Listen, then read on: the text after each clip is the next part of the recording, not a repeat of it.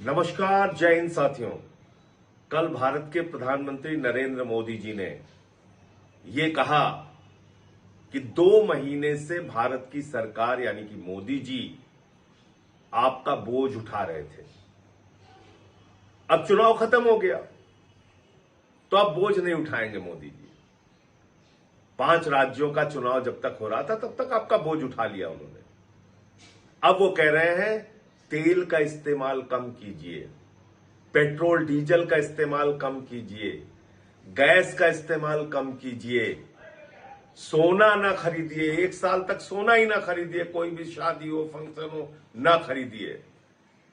मोदी जी कह रहे हैं खाने के तेल का भी इस्तेमाल कम कीजिए।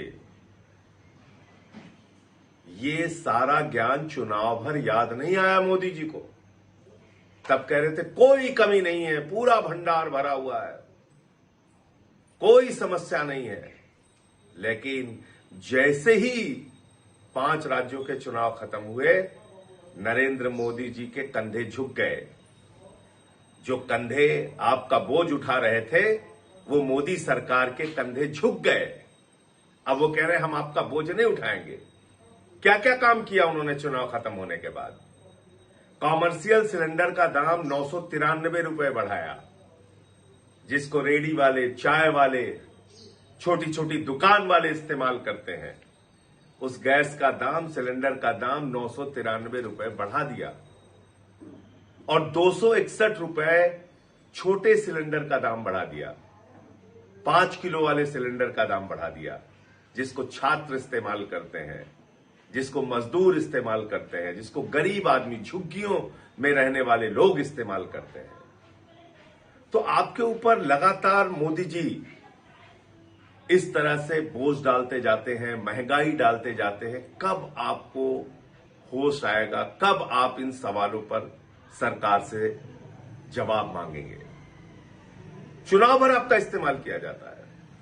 कभी 10,000 रुपए डाल दिया जाता है आपके खाते में, उसके बाद पटना की सड़कों पर नौजवानों को डंडों से पीटा जाता है। कभी चुनावों में आपको कहा जाता है न तेल की कमी है, न गैस की कमी है, और चुनाव खत्म होते ही गैस के दाम बढ़ा दिए जाते हैं। आपको सलाह दी जा रही है तेल का इस्तेमाल कम करो, और ये सब कुछ देशभक्ति से जोड़ दिया जाता है। आप महंगाई में रहिए, देशभक्ति है। आप सोना न खरीदिए, देशभक्ति है। आप विदेशों की यात्रा न कीजिए, देशभक्ति है। सब कुछ देशभक्ति है।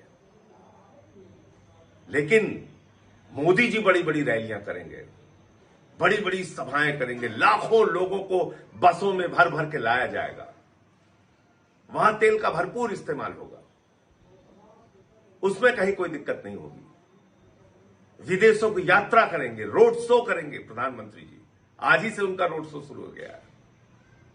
उसमें तेल की कोई कमी नहीं होगी, उसमें तेल की बचत नहीं करनी है उनको।